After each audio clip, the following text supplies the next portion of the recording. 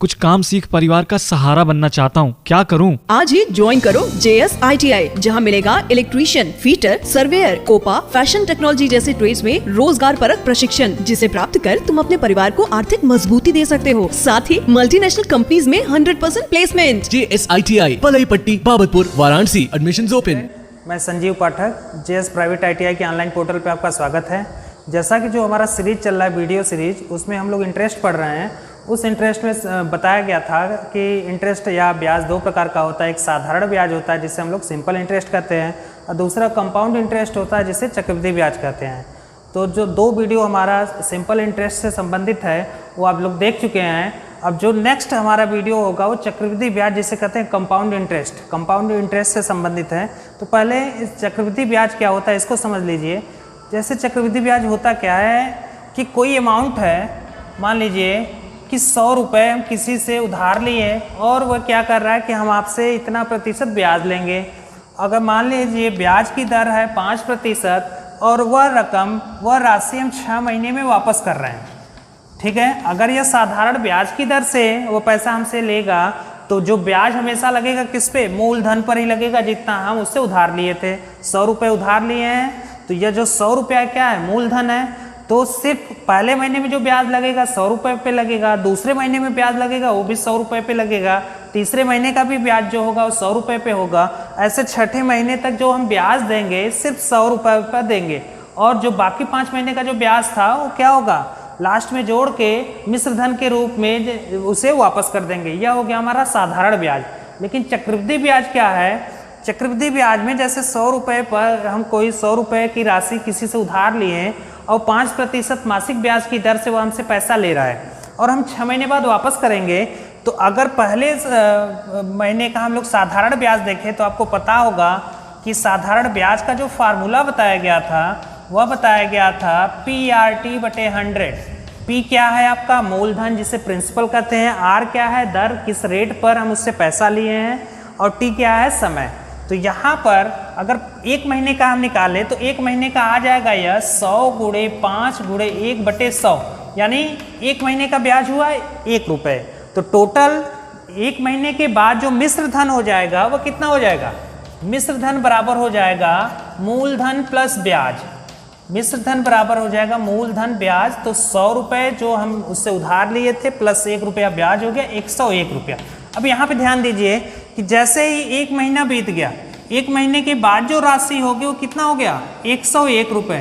तो जो दूसरे महीने से ब्याज लगेगा हमारा सिर्फ मूलधन पर न लगकर इसमें 1 महीने का ब्याज ऐड हो जाएगा। तो अब हमें ब्याज जो 5% का जो ब्याज लगेगा दूसरे महीने से वह राशि जो होगी 101 रुपये पर लगेगी, ठीक है। अब तीसरे महीने में हम जाएंगे तो तीसरे महीने में जो ब्याज होगा यह मूलधन हो गया प्लस 2 महीने का ब्याज। तो यह क्या होगा? 6 महीने तक ऐसे जुड़ता जाएगा। तो मिश्र धन पे जो ब्याज लगता है या जो मिश्र धन पे हम लोग जिस रेट से ब्याज देते हैं वह क्या होता है? हमारा चक्रवृद्धि ब्याज होता है। इसको आसान भाषा में ऐसे समझ सकते हैं कि ब्याज पर जो ब्याज लगता है, कह सकते हैं कि मूलधन प्लस ब्याज जोड़ दिया, हर महीने में वो जुड़ता जाएगा। जितना अमाउंट बन गया, जितने दर से हम पैसा लिए हैं उस पैसे के पर उतनी ही दर से उस पर ब्याज लगेगा, और जितना अमाउंट बनेगा इसके नेक्स्ट वाले महीने में, अगले महीने में जुड़ता जाएगा, और ब्याज जो मूलधन की राशि है वह बढ़ती रहेगी। पहले यहाँ पे मूलधन आपका 100 रुपये था, लेकिन 1 महीने के बाद मूलधन हो गया 101 रुपया। तो 5% की दर से जो ब्याज लगेगा वह 100 रुपये पर न लगकर 101 रुपये पर लगेगा। यह क्या होता है? चक्रवृद्धि ब्याज। इससे फार्मूला उसको देख लीजिए। चक्रवृद्धि ब्याज जो होता है,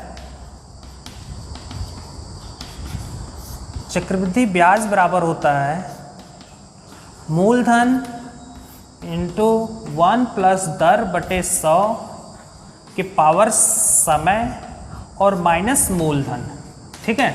इसको ध्यान रखिएगा कि जो ब्याज हम निकालेंगे तो कितना हमारा अमाउंट हो गया, वह अमाउंट माइनस मूलधन, जितना मूलधन लिए थे तो वह हमारा क्या हो जाएगा? यह चक्रवृद्धि ब्याज हो जाएगा। चक्रवृद्धि ब्याज को हम लोग कंपाउंड इंटरेस्ट कहते हैं। तो यहाँ पर चक्रवृद्धि ब्याज का जो फार्मूला हो जाएगा CI, C for compound, I for interest. Compound interest जिसे कहते हैं चक्रवृद्धि ब्याज। तो कंपाउंड इंटरेस्ट यह बराबर हो जाएगा सी आई इज इक्वल टू, यह मूलधन है तो मूलधन को आपको बताया गया था इसके पहले वाले वीडियो में कि मूलधन को हम प्रिंसिपल कहते हैं, उसको P से दिखाते हैं। तो P प्लस रेट को R से दिखाया जाता है, R बटे 100 के पावर देखिए समय को आप T से भी दिखा सकते हैं, N से भी दिखा सकते हैं। तो यहाँ हम लोग T से दिखा रहे हैं माइनस P। यह क्या हो गया, चक्रवृद्धि ब्याज का फार्मूला हो गया। अगर यहाँ पे हमने मिश्र धन पूछे, मिश्र धन यानी अमाउंट, तो मिश्र धन जो होगा, मिश्र धन होगा वो आपका होगा मूलधन 1 प्लस दर बटे 100 के पावर समय। ठीक है, फार्मूला वही रहेगा। अब मिश्र धन यह हो गया, क्योंकि ब्याज क्या होता है, ब्याज बराबर होता है मिश्र धन माइनस मूलधन। तो मिश्र धन में हमारा मूलधन और ब्याज दोनों समाहित है, यह हमारा मिश्र धन हो गया। और मिश्र धन को हम लोग लिखते हैं यहाँ पर अमाउंट को A से दिखाया गया था, तो A is equal to P plus 1 P into bracket में 1 प्लस R बटे 100 पावर T। यह क्या होगा, हमारा मिश्र धन का फार्मूला हो गया। चक्रवृद्धि ब्याज का जो फार्मूला हो गया C I is equal to P 1 plus are by 100 के पावर टी माइनस पी, जहाँ सी आई क्या है, कंपाउंड इंटरेस्ट, पी क्या है, प्रिंसिपल या मूलधन, आर क्या है, रेट या दर जिस दर से हम पैसा लिए हैं, और टी क्या हो गया, वह इंटरवल हो गया, अंतराल हो गया, समय हो गया जिस अंतराल में हम पैसा वापस करेंगे, माइनस पी क्या हो गया, मूलधन हो गया। अब यहाँ पे देख लीजिए मिश्र धन है, तो मिश्र धन का फार्मूला किस केस में, चक्रवृद्धि ब्याज के केस में। वहाँ पर साधारण ब्याज में मिश्र धन क्या होता था, मूलधन प्लस ब्याज। मिश्र धन वहाँ क्या होता था, मूलधन प्लस ब्याज। लेकिन यहाँ पे जो मिश्र धन है आपका, मूलधन इंटू 1 प्लस दर बटे 100 के पावर समय। अब मूलधन को अमाउंट लिखा जाता है, A is equal to P 1 plus are by 100 के पावर टी। इस पे अब कुछ आधारित क्वेश्चन देख लिया जाए। देखिए अभी हम लोग फार्मूला देख चुके हैं चक्रवृद्धि ब्याज का, तो उस पर आधारित एक क्वेश्चन है एक्सरसाइज के रूप में, प्रैक्टिस कर लिया जाए कि किस प्रकार का क्वेश्चन आता है और चक्रवृद्धि ब्याज से संबंधित सवाल को कैसे हल करते हैं। तो एक सवाल दिया है छोटा सा, 4% वार्षिक चक्रवृद्धि ब्याज की दर से 2 वर्ष बाद देय रुपया 169 है। इसको समझिए कि 4% वार्षिक चक्रवृद्धि ब्याज की दर से कोई मूलधन है हमारा, वह प्रिंसिपल हो सकता है, पी हो सकता है, एक्स हो सकता है, कुछ भी हो सकता है। कोई मूलधन 4% वार्षिक चक्रवृद्धि ब्याज की दर से 2 वर्ष बाद अगर हम वापस कर रहे हैं तो हमें कितना वापस करना पड़ रहा है, 169 रुपया। अब 2 वर्ष बाद हम जो वापस कर रहे हैं 169 रुपये, इसमें हमारा क्या है, मूलधन भी है, क्योंकि जब हम वापस करेंगे तो उसका कितना पैसा लिए थे मूलधन उधार, वह हो गया, प्लस उस राशि में ब्याज भी है, कितने साल का, 2 साल का। तो 169 रुपये यहाँ पर क्या हो गया, मिश्र धन हो गया। तो मिश्र धन अगर 169 रुपया है तो मूलधन क्या होगा, तो अभी बताया गया था एक फार्मूला आपको कि मिश्र धन बराबर मूलधन 1 प्लस दर बटे 100 के पावर टी क्या है, समय। तो मिश्र धन यहाँ पर कितना है, 169 रुपये। मूलधन हमें बताना है कि मूलधन क्या होगा, मूलधन को आप P लिख लीजिए, 1 प्लस दर कितना दिया है, 4 बटे 100 के पावर समय कितना है, 2। अब इसको हम लोग हल करेंगे तो यह हो जाएगा आपका P इज इक्वल टू 169, यह बटे आ जाएगा 104 बटे 100 के पावर 2। अब इसको हल करना होगा, थोड़ा सा कैलकुलेशन इसको देख लिया जाए, 169 गुणे 100 बटे 104 गुणे 104। इसको हल करेंगे तो यहाँ पे देखिए 100 और नीचे 104 से भाग देना है, तो यह जो अमाउंट आएगा हमारा 169 से कम आएगा। अगर 169 से अधिक आ रहा है तो इसका मतलब यह है कि सवाल में जो जानकारी हमें दी है उसके अनुसार से सवाल जो हम हल कर रहे हैं वो सही नहीं है, क्योंकि हमेशा जो मिश्र धन होता है वो मूलधन से अधिक होता है। तो यह जो अमाउंट आएगा आपका 169 रुपये से कम आएगा, तो इसको हल कर लेंगे तो यह हो जाएगा 169।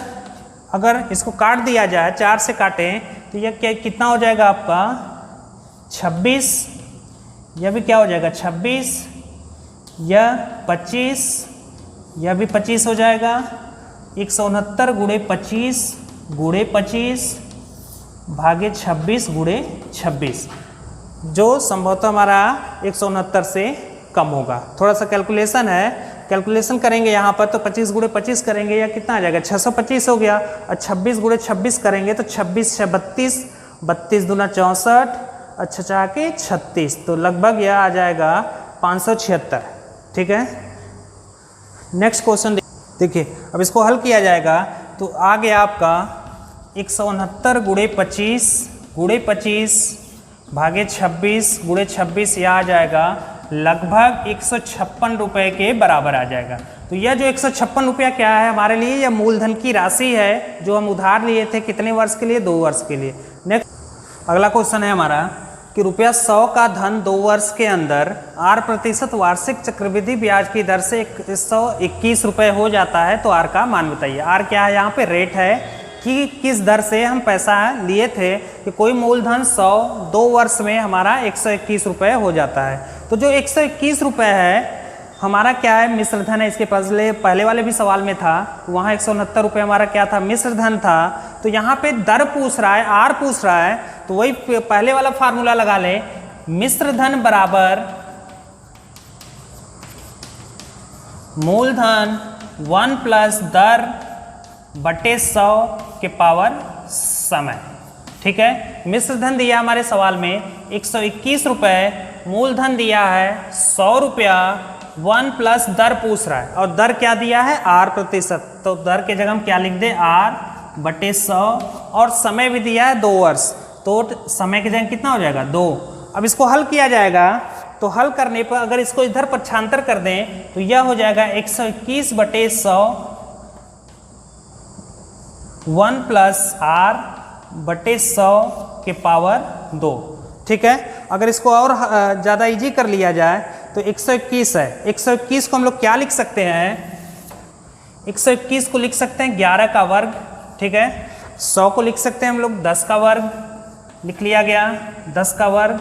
अब यहाँ पर देखिए, यह है आपका 1 प्लस R बटे 100 के पावर 2। ठीक है, इधर भी पावर 2, इधर भी पावर 2, इधर भी पावर 2।